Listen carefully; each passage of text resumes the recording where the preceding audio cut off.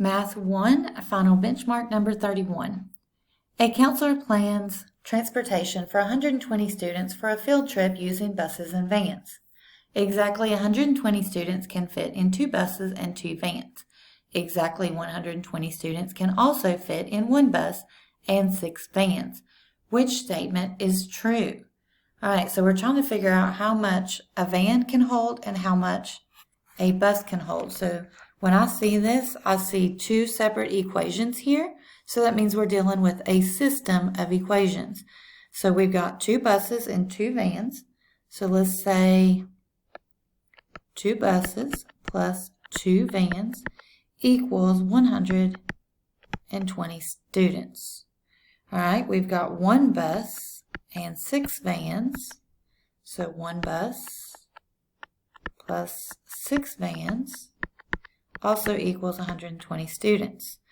All right, so what I want to do, the easiest thing that looks like here would be elimination. So if you remember, we can do elimination by multiplying by one of these coefficients to make it cross out with the other equation.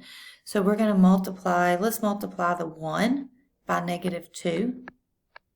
And I'm going to multiply that by the whole equation. That means I'm making the whole equation -2 times bigger than or smaller than this equation.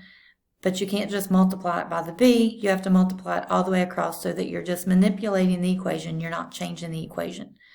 So we've got 2b plus 2v equals 120, and this equation is going to turn in to -2b. -2 times 6 is -12v. And then -2 times the 120 is -240. All right, so I'm going to cross that out because now this equation takes the place of that one. All right, now I'm going to add these two together. So this will cancel.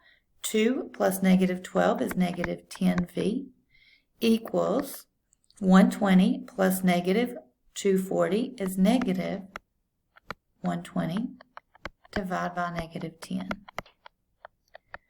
All right, so this is going to be a negative and a negative is going to be a positive. So that's going to be 12. So that means each van is going to haul 12 people. All right, now we can take this and plug it back in to find how many the buses will hold. All right, so 2 buses plus 2 times v. We know that v is now 12 equals 120. All right, so 2 times 12 is 24. So I'm going to subtract 24 from both sides.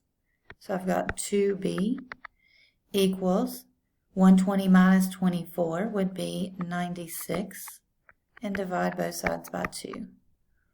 So b is going to equal 48 people.